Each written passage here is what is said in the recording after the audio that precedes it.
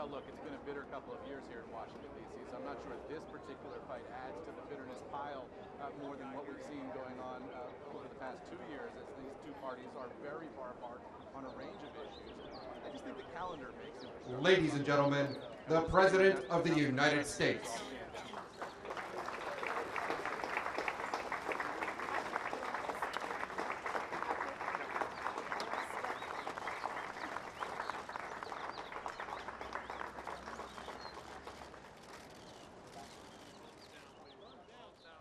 Thank you very much, everybody.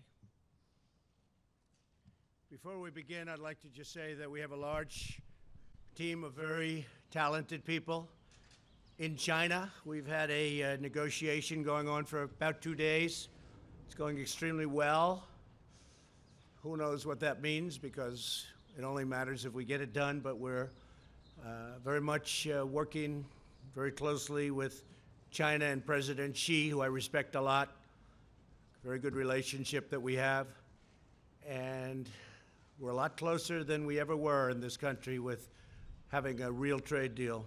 We're covering everything, all of the points that people have been talking about for years that said couldn't be done, whether it was theft or anything. The unfairness. We've been losing, on average, $375 billion a year with China. A lot of people think it's $506 billion. Some people think it's much more than that. We're going to be leveling the playing field. The tariffs are hurting China very badly. They don't want them, and frankly, if we can make the deal, it'd be my honor to remove them. But otherwise, we're having many billions of dollars pouring into our treasury. We've never had that before with China. It's been very much of a one-way street. So that's happening, and the relationship with China is very good. But I think they finally respect our country. They haven't respected us for a long time. Not for a long time. The UK and the US, as you probably have been seeing and hearing, we're agreeing to go forward and preserve our trade agreement. You know all of the situation with respect to Brexit and the complexity and the problems, but we have a very good trading relationship with UK, and that's just been strengthened further. So with the UK, we're continuing our trade, and we are going to actually be increasing it very substantially as time goes by. We expect that the UK will be very, very substantially increased as it relates to trade with the United States. The relationship there also is very good. We have a lot of great announcements having to do with Syria and our success with the eradication of the caliphate, and that'll be announced over the next 24 hours, and many other things. A lot of positive things are going on. We're working on a summit, and you know all about the summit. It'll be in Vietnam, Hanoi, and we'll be meeting in Hanoi. I think a lot of you will be going, I suspect, and I hope we have the same good luck as we had in the first summit. A lot was done in the first summit. No more rockets going up, no more missiles going up, no more testing of nuclear. Get back our remains, the remains of our great heroes from the Korean War. And we got back our hostages. But we hope we're going to be very much equally as successful. I'm in no rush for speed. We just don't want testing. The sanctions, as you know, remain. Everything is remaining. China's been helping us, and Russia's been helping us. And South Korea, I think you can say, has been, we've been working very closely with South Korea, with Japan. But China, Russia on the border have really been at least partially living up to what they're supposed to be doing, and that's okay, as per the United Nations. So we will have a meeting on the 27th and 28th of February. And I think that will be a very successful, and I look forward to seeing Chairman Kim. We have also established a very good relationship, which has never happened between him or his family and the United States. They have really taken advantage of the United States. Billions of dollars has been paid to them. And we won't let that happen, but we think that North Korea and Chairman Kim have a tremendous potential as an economic force, economic power.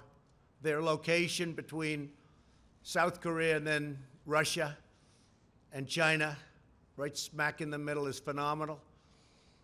And we think they have a great chance for tremendous economic prosperity in the future. So I look forward to seeing Chairman Kim in Vietnam.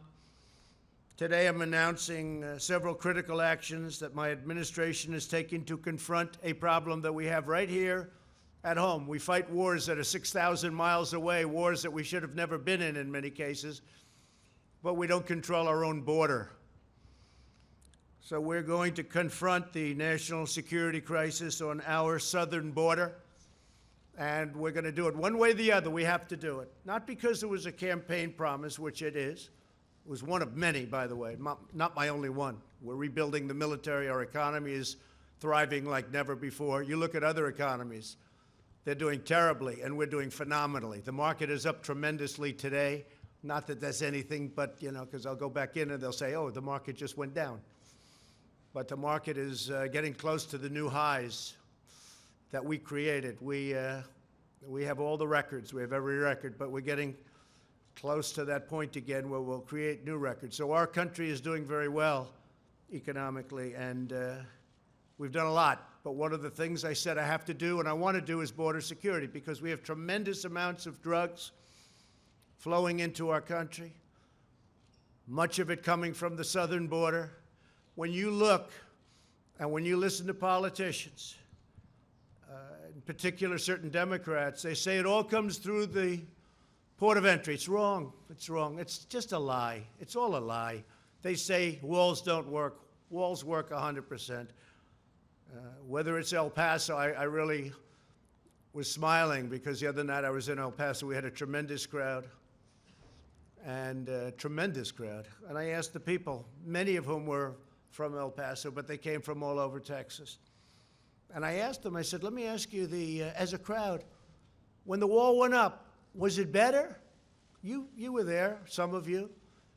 It was not only better, it was like 100% better. You know what they did. But that's only one example. There are so many examples. In El Paso, they have close to 2,000 murders right on the other side of the wall. And they had 23 murders. It's a lot of murders. But it's not close to 2,000 murders, right on the other side of the wall in Mexico. So everyone knows that walls work, and there are better examples than El Paso, frankly. You just take a look almost everywhere. Take a look at Israel. They're building another wall. Their wall is 99.9% effective, they told me. 99.9%. That's what it would be with us, too. The only weakness is they go to a wall and then they go around the wall. They go around the wall and in. Okay? That's what it is. Very simple. And a big majority of the big drugs, the big drug loads, don't go through ports of entry. They can't go through ports of entry. You can't take big loads because you have people. We have some very capable people, the Border Patrol, law enforcement, looking. You can't take human traffic, women and girls. You can't take them through ports of entry. You can't have them tied up in the back seat of a car or a truck or a van. They open the door. They look. They can't see three women with tape in their mouth or three women whose hands are tied. They go through areas where you have no wall. Everybody knows that. Nancy knows it. Chuck knows it. They all know it. It's all a big lie. It's a big con game.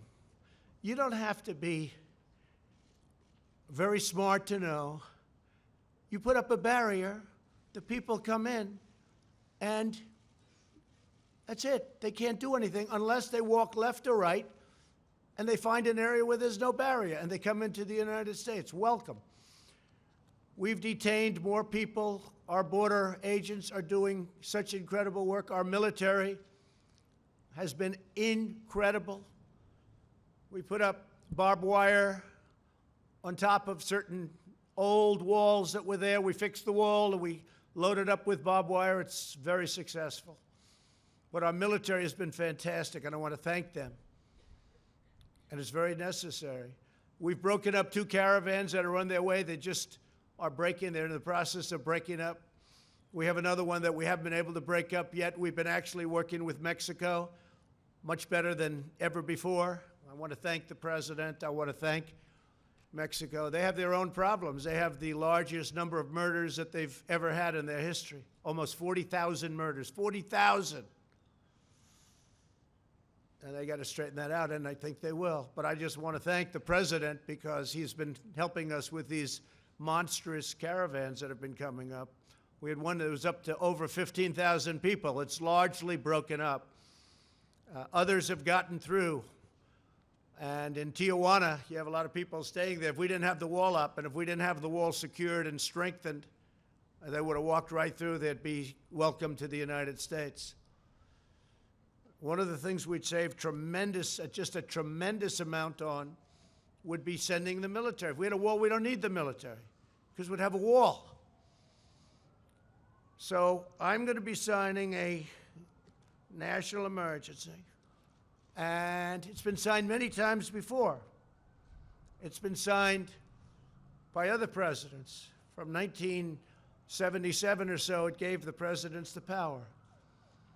There's rarely been a problem. They sign it. Nobody cares. I guess they weren't very exciting. But nobody cares. They sign it for far less important things in some cases, in many cases. We're talking about an invasion of our country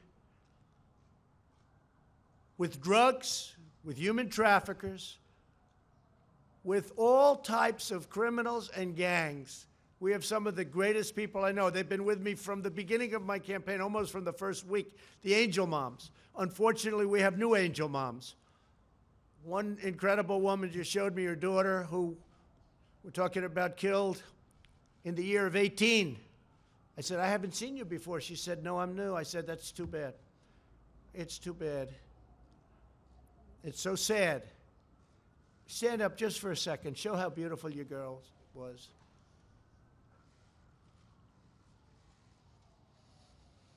Thank you. I have such respect for these people. Angel moms, angel dads, angel families. I have great respect for these people. These are great people. These are great people.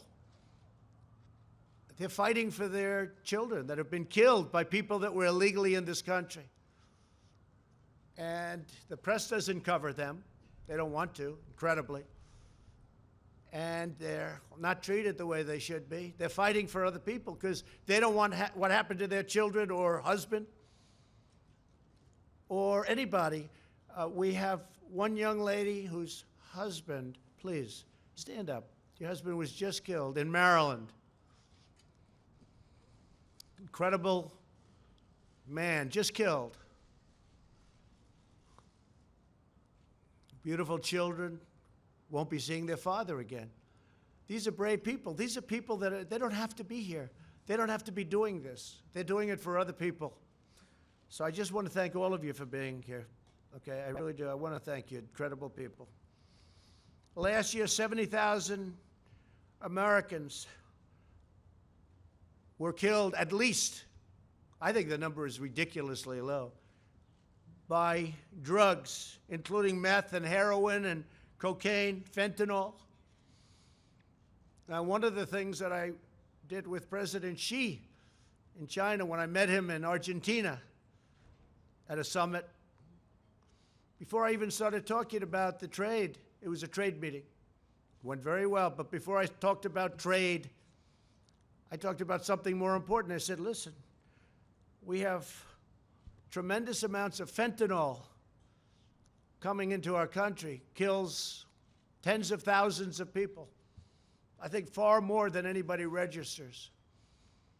And I'd love you to declare it a lethal drug and put it on your criminal list. And their criminal list is much tougher than our criminal list. Their criminal list, a drug dealer gets a thing called the death penalty. Our criminal list, a drug dealer gets a thing called, how about a fine? And when I asked President Xi, I said, do you have a drug problem? No, no, no. I said, you have 1.4 billion people. What do you mean you have no drug problem? No, we don't have a drug problem. I said, why? Death penalty. we give death penalty to people that sell drugs. End of problem. What do? We set up blue ribbon committees. Lovely men and women. They sit around a table, they have lunch, they eat, they dine, and they waste a lot of time. So if we want to get smart, we can get smart. You can end the drug problem. You can end it a lot faster than you think. But President Xi's agreed to put fentanyl on his list of deadly drugs. And it's a criminal penalty, and the penalty is death. So that's frankly one of the things I'm most excited about in our trade deal. You want to know the truth? I think maybe there's no more important point. We're going to make billions of dollars with this trade deal. It's going to be great for our country and great for China, I hope. Their market's down close to 40%. Our market's way up. We've picked up, since my election, trillions of dollars of worth. Trillions, many trillions. And China's lost trillions of dollars. But I want it to be good for China, and I want it to be good for the United States. So we'll see what happens. China's coming here next week, by the way. They're coming home, the traders. And then China's coming here next week. And then I'll be meeting with President Xi at some point after that to maybe for some remaining deals, we'll make them directly one-on-one ourselves. So we're going to be signing today and registering national emergency. And it's a great thing to do because we have an invasion of drugs, invasion of gangs, invasion of people, and it's unacceptable. And by signing the national emergency, something signed many times by other presidents, many, many times. President Obama, in fact, we may be using one of the national emergencies that he signed having to do with cartels, criminal cartels. It's a very good emergency that he signed, and we're going to use parts of it in our dealings on cartels. So that would be a second national emergency, but in that case, it's already in place. And what we really want to do is simple. It's not like it's complicated. It's very simple. We want to stop drugs from coming into our country. We want to stop criminals and gangs from coming into our country. Nobody's done the job that we've ever done. I mean, nobody's done the job that we've done on the border. And in a way, what I did by creating such a great economy, and if the opposing party got in, this economy would be down the tubes. You know, I hear a lot of people say, oh, well, but maybe the previous administration. Let me tell you, the previous administration, it was heading south, and it was going fast. We would have been down the tubes. The regulations were strangling our country, unnecessary regulations. By creating such a strong economy, you just look at your televisions or see what's going on today, it's through the roof. What happens is more people want to come. So we have far more people trying to get into our country today than probably we've ever had before. And we've done an incredible job in stopping them, but it's a massive number of people. If we had the wall, it would be very easy. We would make up for the cost of the wall just in the cost of the fact that I would be able to have fewer people. We wouldn't need all of this incredible talent, some of whom are sitting in the first row. You wouldn't need all of this incredible talent. We would get thousands of law enforcement people, including Border Patrol. You put them in different areas. You have them doing different things. Law enforcement and Border Patrol. And I want to thank law enforcement, and I want to thank Border Patrol, and I want to thank ICE. ICE is abused by the press and by the Democrats. And by the way, we're going to be taking care of ICE. You know, we talk about the new bill. We're going to be taking care of ICE. They wanted to get rid of ICE. And the bill is just the opposite of that. A lot of good things happen. So that's the story. We want to have a safe country. I ran on a very simple slogan, make America great again. If you're going to have drugs pouring across the border, if you're going to have human traffickers pouring across the border in areas where we have no protection, in areas where we don't have a barrier, then very hard to make America great again. But we've done a fantastic job, but we haven't been given the equipment. We haven't been given the walls. And in the bill, by the way, they didn't even fight us on most of the stuff. Ports of entry, we have so much money, we don't know what to do with it. I don't know what to do with all the money they're giving us. It's crazy. The only place they don't want to give us much money, $1,375 million. Sounds like a lot, but it's not so much, although we're putting it to much better use than it used to be. A lot of the past administrations, it was easy to get, they didn't build, or they didn't do what they could have done. It would have been great. It would have been great to have done it earlier, but I was a little new to the job, a little new to the profession. And we had a little disappointment for the first year and a half. People that should have stepped up did not step up. They didn't step up, and they should have. It would have been easy. Not that easy, but it would have been a lot easier. But some people didn't step up. But we're stepping up now. So we have a chance of getting close to $8 billion. Whether it's $8 billion or $2 billion or $1.5 billion, it's going to build a lot of wall. We're getting it done. We're right now in construction with wall in some of the most important areas. And we have renovated a tremendous amount of wall, making it just as good as new. That's where a lot of the money has been spent on renovation. In fact, we were restricted to renovating, which is okay. But we're going to run out of areas that we can renovate pretty soon. And we need new wall. So I want to thank everybody for being here. I want to thank in particular the angel moms and dads for being here. Thank you very much. We have great respect for you. The real country, our real country, the people that really love our country, they love you. So I just want you to know that. I know how hard you fight, and I know how hard a fight you're having. I also want to thank all of the law enforcement for the job you do. Believe me, our country loves you, and they respect you greatly. And we're giving you a lot of surplus. We're giving you surplus military equipment, which a lot of people didn't like giving previous to this administration. But hundreds of millions of dollars of surplus equipment. And as we get it, as you know, we send it down, and you have much better protection. But I really appreciate you being here. So the order is signed, and I'll sign the final papers as soon as I get into the Oval Office, and we will have a national emergency, and we will then be sued, and they will sue us in the Ninth Circuit, even though it shouldn't be there, and we will possibly get a bad ruling, and then we'll get another bad ruling, and then we'll end up in the Supreme Court, and hopefully we'll get a fair shake, and we'll win in the Supreme Court, just like the ban. They sued us in the Ninth Circuit, and we lost, and then we lost in the appellate division, and then we went to the Supreme Court, and we won. And it was very interesting, because yesterday they were talking about the ban, because we have a ban. It's very helpful. Madam Secretary, is that right? Without the ban, we'd have a bigger problem. We have a ban on certain areas, certain countries, depending on what's going on in the world.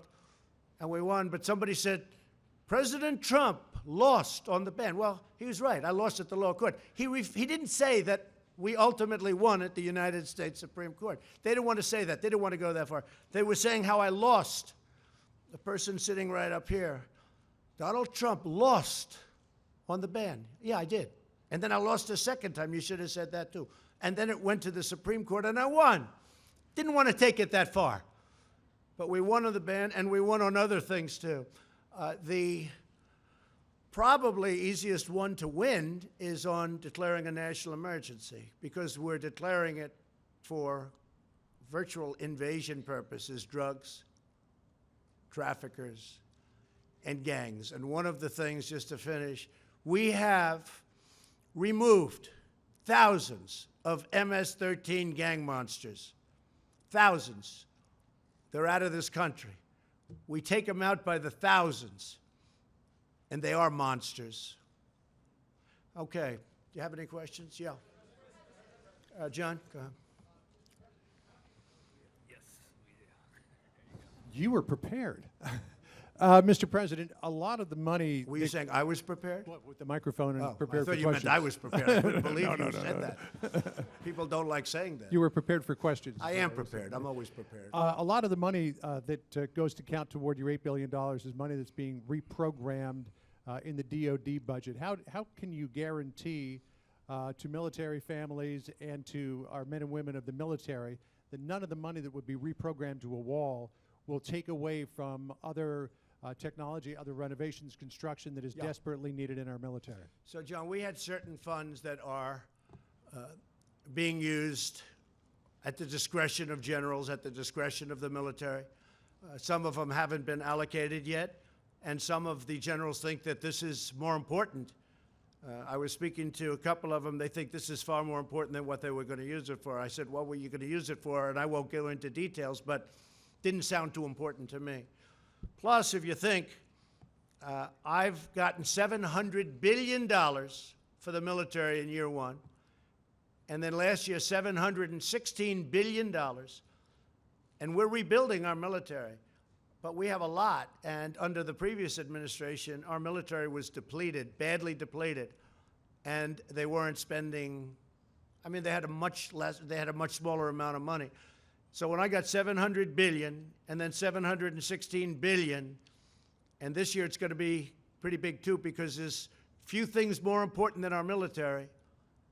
You know, I'm a big deficit believer in all of that, but before we really start focusing on certain things, we have to build up our military. It was very badly depleted.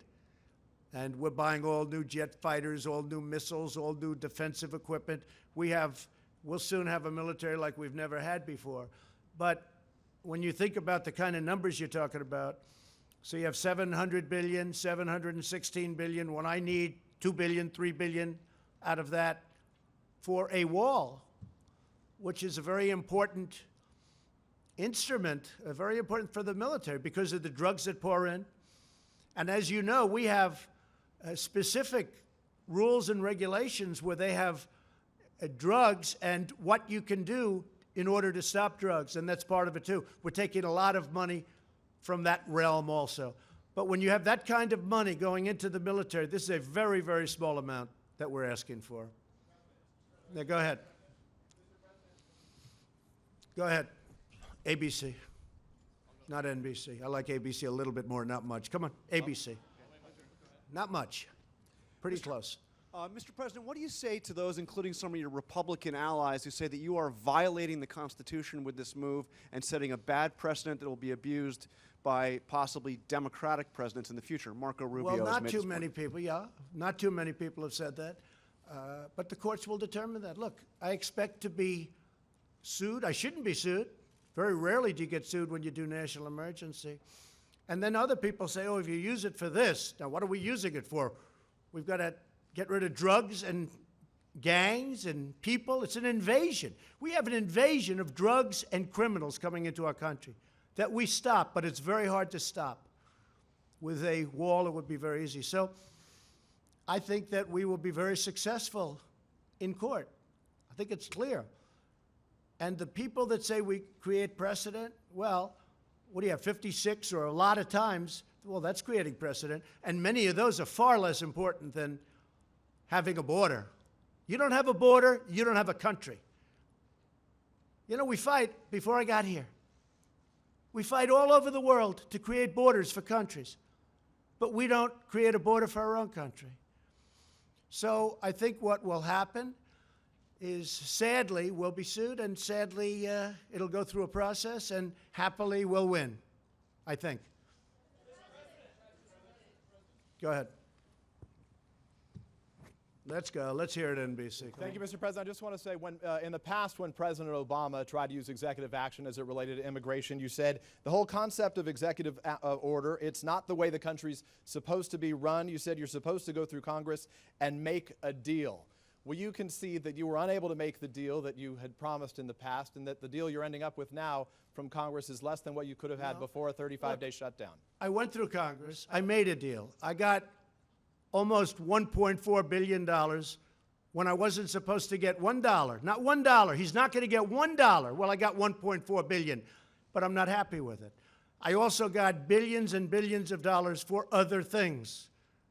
Port of entries, lots of different things. The purchase of drug equipment, more than we were even requesting. In fact, the primary fight was on the wall. Everything else, we have so much, as I said, I don't know what to do with it. We have so much money. But on the wall, they skimped.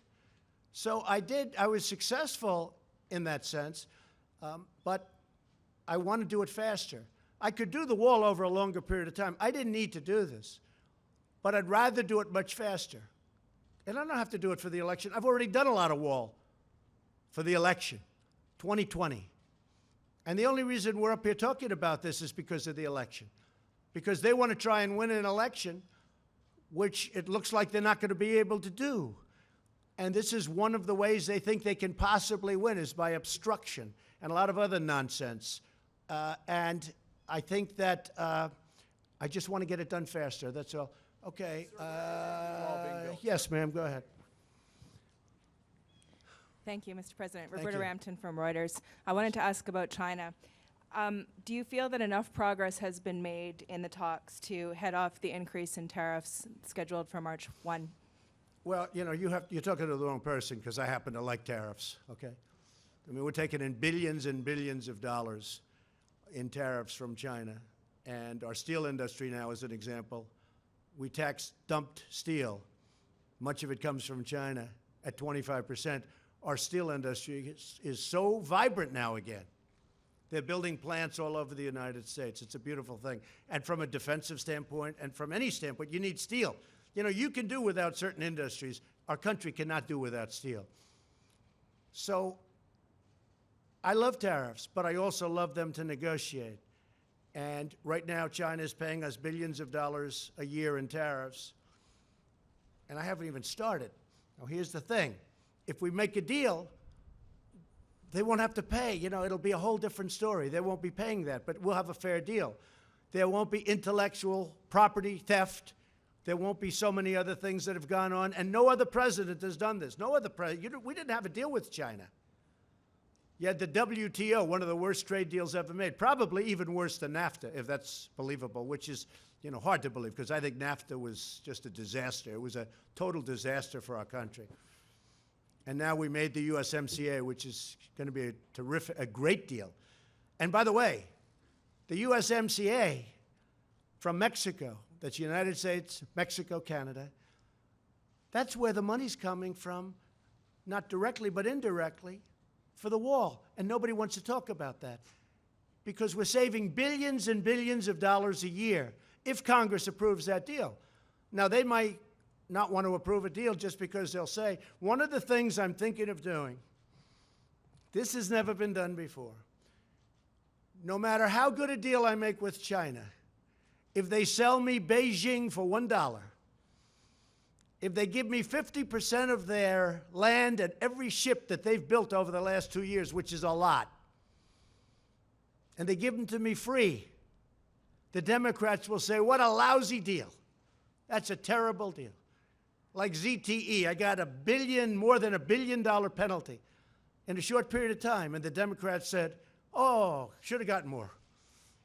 When I made that deal, I said, this is incredible. I got over $1 billion penalty, plus they had to change their board of directors. They had to change their top management. But they had to pay over $1 billion. I said, what a deal. It took like a week.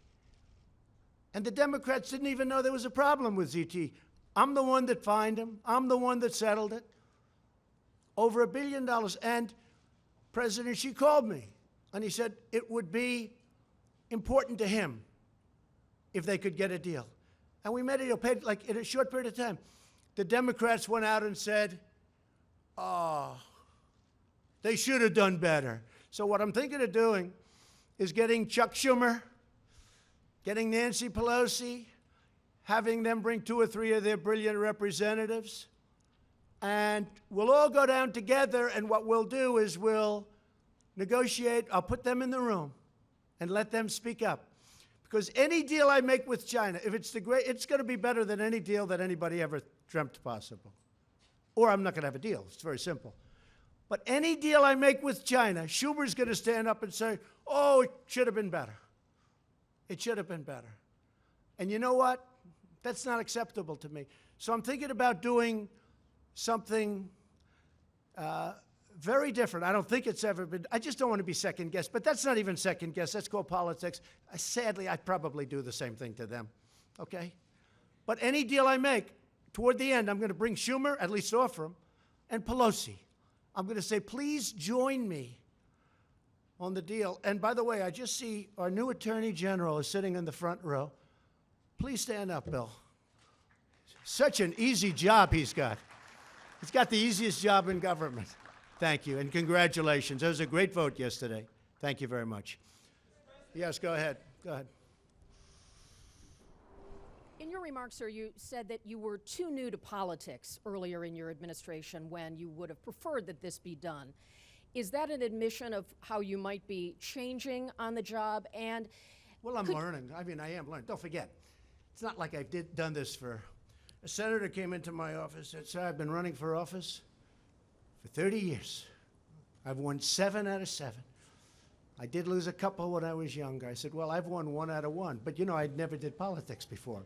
Now I do politics. I will tell you, I'm very disappointed at certain people, particular one, for not having pushed this faster. are you referring But to Speaker I've Ryan, learned- sir? Who? Speaker Ryan? Let's not talk about it. Okay. What difference does it make? But they should have pushed it faster. They should have pushed it harder. And they didn't. They didn't. If they would have, it would have been a little bit better. In the meantime, I've built a lot of wall. I have a lot of money, and I built a lot of wall. But it would have been nice to have gotten done. And I would like to see major immigration reform. And maybe that's something we can all work on, Bill, where we all get together and do major immigration reform, not just for a wall, for a barrier, for port of entry, for other things. We have a real problem. We have catch and release. You catch a criminal, and you have to release him. We have so many other things. You have chain migration, where a bad person comes in, brings 22 or 23 or 35 of his family members because he has his mother, his grandmother, his sister, his cousin, his uncle.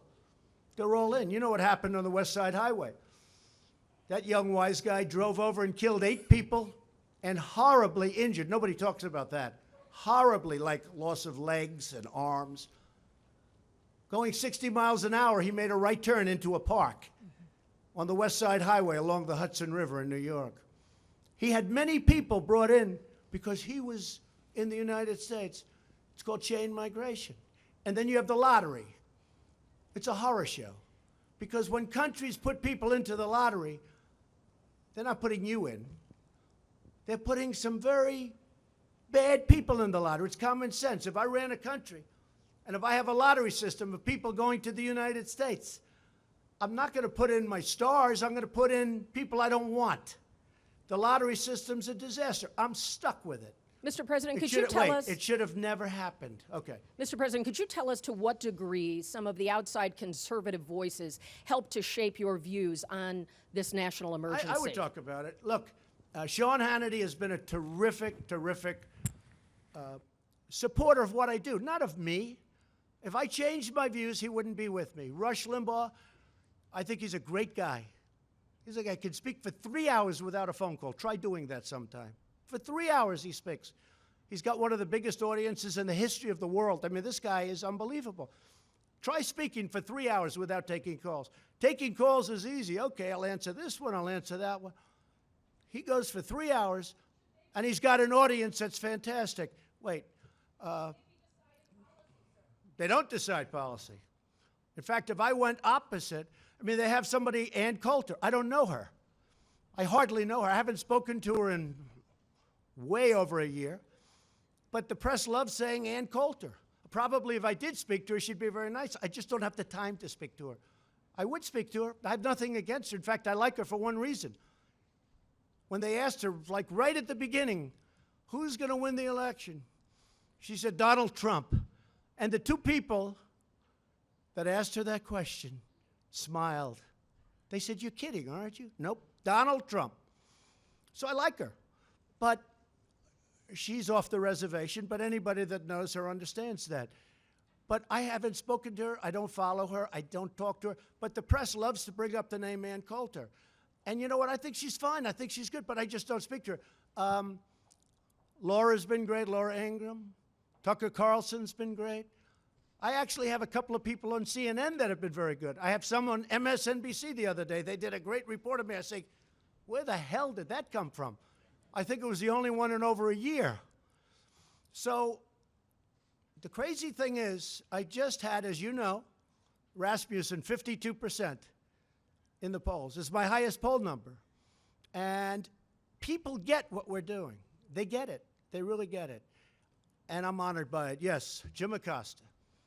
Thank you, Mr. President. I wonder if you could comment on this disconnect that we seem to have in this country, where you are presenting information about what's happening at the border, calling it an invasion, talking about women with duct tape over their mouths and so on, and yet there's a lot of reporting out there, there's a lot of crime data out there, there's a lot of Department of Homeland Security data out there that shows border crossings at a near record low.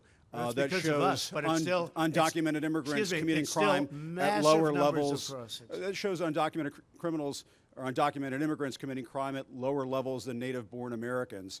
What do you say to you don't really believe that stat? Do you really believe that what do you stat? well, Take a look at our federal prisons. I believe in facts and statistics and Okay, data. any more quick? Let's go. Let me just ask you this. What do you say to your critics who say that you are creating a national emergency, that you're concocting a national emergency here in order to get your wall because you couldn't get it through other ways? Moms, what do you think? Do you think I'm creating something? Ask these incredible women who lost their daughters and their sons. Okay? Because your question is a very political question, because you have an agenda. You're CNN. You're fake news. You have an agenda. The numbers that you gave are wrong. Take a look at our federal prison population. See how many of them, percentage-wise, are illegal aliens. Just see. Go ahead and see. It's a fake question. Yes, go ahead. Can I ask a follow-up? Thank you, Mr. President. Just to follow up on that, unifying crime reporting statistics, numbers from your own Border Patrol, numbers from this government show that the amount of illegal immigrants are down. There is not violence on the border. And that there's most not violence on the there's border? not as much violence really? as. Let me, You had wait a minute, 26 people Let me finish the killed. question, please. Let me finish the question. 2 weeks please. ago, 26 people were killed in a gunfight on the border. I understand what you're a saying. mile away from where I went. I was there. I understand. That's not the question. The question is. Do we forget about that? No, I'm not forgetting about it. I'm asking you to clarify where you get your numbers, because most of the DEA crimes reporting statistics that we see show that drugs are coming across at the ports of entry, that illegal immigration is down, and the violence is down. Okay. So what do you base your facts on? Come on, let's go. And secondly, no, you get one. You get one. Well, the Ready? second Just question sit down. is. Wait, sit down. Sit down. Could you please sit answer? down. You get one question. I get please. my numbers from a lot of sources, like Homeland Security, primarily, and the numbers that I have from Homeland Security are a disaster. And you know what else is a disaster? The numbers that come out of Homeland Security, Kirsten, for the cost that we spend and the money that we lose because of illegal immigration. Billions and billions of dollars a month. Billions and billions of dollars, and it's unnecessary. So your own government stats are wrong, are you saying? No, I use many stats. Could I you use share many those stats with us? Let me tell you, you have stats that are far worse than the ones that I use. But I use many stats, but I also use Homeland Security. All right, next And question. do you, wait a minute, just a quick No, follow-up, no, Mr. Go, please. Thank you, Mr. President. I just want to bring you back to China for a second. The White House put out a statement today talking about the March 1st deadline. The other day, though, you gave the possibility that maybe this could slide. Are you eyeing a possible extension, 30 days, maybe 60 days? Where does the status there? Very Or good is question. March 1st So it's the a deadline? very big deal. I guess you could say it's like, must be the biggest deal ever made if you think trade with China. How big does that get? Although if you look, the USMCA is right up there. But it's very complicated. There are many, many points that we're bringing up that nobody ever brought up or thought to bring up, but they're very important because we were on the wrong side of every one of them. There is a possibility that I will extend the date. And if I do that, if I see that we're close to a deal or the deal is going in the right direction, I would do that at the same tariffs that we're charging now. I would not increase the tariffs. Let me also ask you about the debt, sir, because it's gone from a shade under 20 trillion from when you took office. Now it's a shade over 22 trillion and heading in the wrong direction. What are your plans to reverse it? Well, it's all about growth. But before Growth I only, really or- focus on that, and you have to remember, President Obama put on more debt on this country than every president in the history of our country combined. So when I took over, we had one man that put on more debt than every other president combined. Combine them all. So you can't be talking about that. But I talk about it because I consider it very important. But first I have to straighten out the military. The military was depleted. And if we don't have a strong military, that hopefully we won't have to use because it's strong, if we don't have a strong military, you don't have to worry about debt. You have bigger problems. So I had to straighten out the military. That's why I did the 700 and 716 billion. But growth will straighten it out. You saw last month the trade deficit went way down. Everybody said, what happened? Well, what's happening is growth. But before I can focus too much on that, a very big expense is military. And we have no choice but to straighten out our Is military. growth the only answer, sir, or is entitlement? Yes, ma'am, before- go ahead. Thank you, Mr. President. On North Korea, back on the last summit, you guys came out with a pretty general agreement. Yes. I was wondering what you thought has, been accomplished since the last summit, and then A lot. are we going to be seeing anything lot's been concrete on Okay. denuclearization? Yeah, a lot's been accomplished. We're dealing with them. We're talking to them. When I came into office, I met right there in the Oval Office with President Obama. And I sat in those beautiful chairs, and we talked. It was supposed to be 15 minutes. As you know, it ended up being many times longer than that. And I said, what's the biggest problem? He said, by far, North Korea. And I don't want to speak for him, but I believe he would have gone to war with North Korea. I think he was ready to go to war. In fact, he told me he was so close to starting a big war with North Korea. Now, where are we now?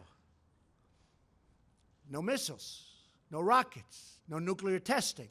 We've learned a lot. But much more importantly than all of it, much more important than that, is we have a great relationship. I have a very good relationship with Kim Jong-un.